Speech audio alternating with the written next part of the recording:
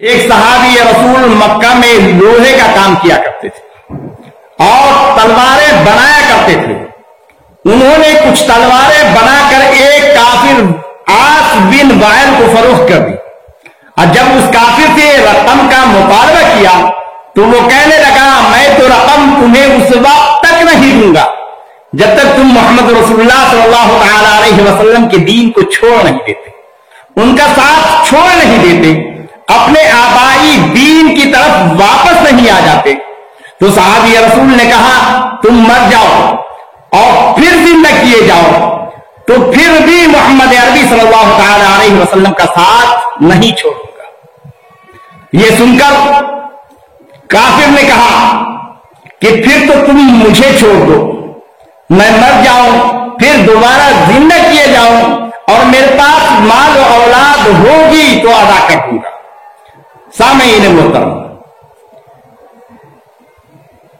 عشق رسول اور جذبہ ایمانی سے لبریز اور صبر و شکر کے ساتھ اسلام پر ثابت قدم رہنے والے یہ بلند مرتبہ صحابی کون تھے؟ حضرت خباب رضی اللہ تعالی عنہ تھے. وہی حضرت خباب کہ جب امیر المؤمنین سیدنا فاروق اعظم رضی اللہ تعالی عنہ کہ جب ایمان نہیں لائے تھے اور کسی نے کہا کہ اپنے بہن اور بہنوئی کی خبر لو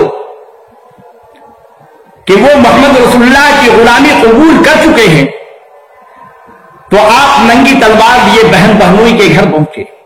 اس وقت حضرت خباب آپ کے بہن اور بہنوئی کو قرآن پاک کا درس دے رہے تھے. وہی صحابی رسول.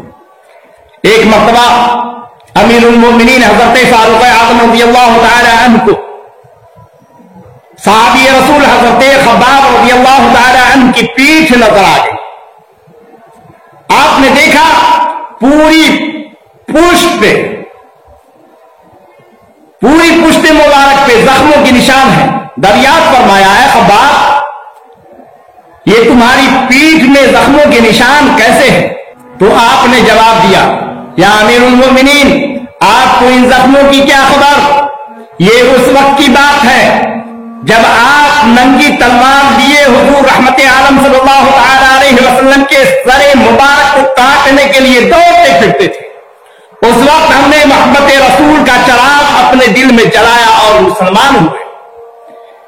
اس وقت کفار مکہ نے آگ کے جلتے ہوئے شعلوں پر مجھے پیٹھ کے بل لٹا دیا اور میرے سینے پر پاؤں رکھ کر چڑھ گئے.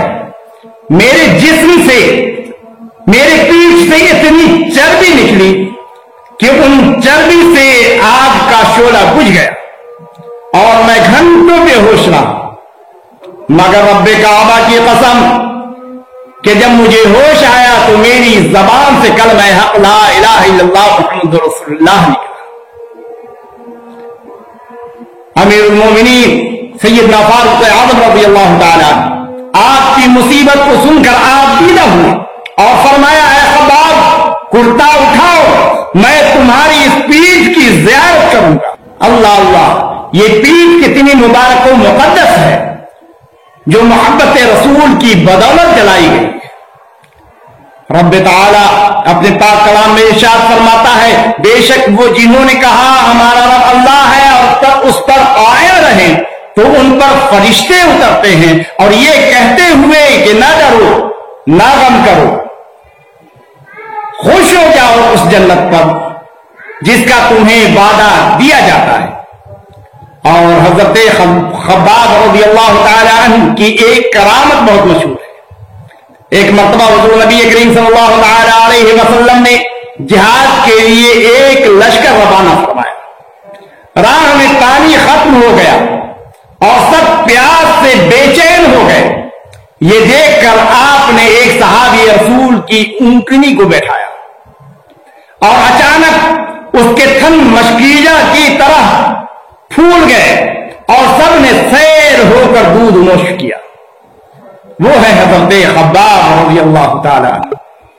اللہ تبارک و تعالی جل شانہ مسلمانوں کو صحابہ کرام جیسا بلند حوصلہ اور استقامت فی الدین عطا فرمائے.